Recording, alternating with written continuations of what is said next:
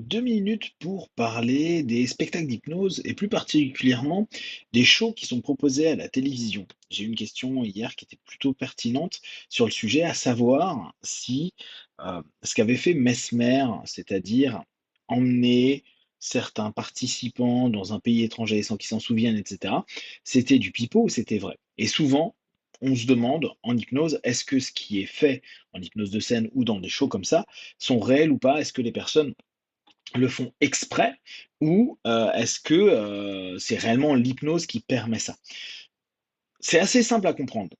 À partir du moment où vous êtes engagé, et encore plus quand on fait un show et que j'imagine que les personnes qui y vont sont des stars et ont des cachets, il y a un facteur de compliance, d'accord, d'adhésion qui est très fort chez les personnes. Ce qui fait que automatiquement, l'adhésion est l'élément de base à l'hypnose de façon générale pour le show et pour la scène.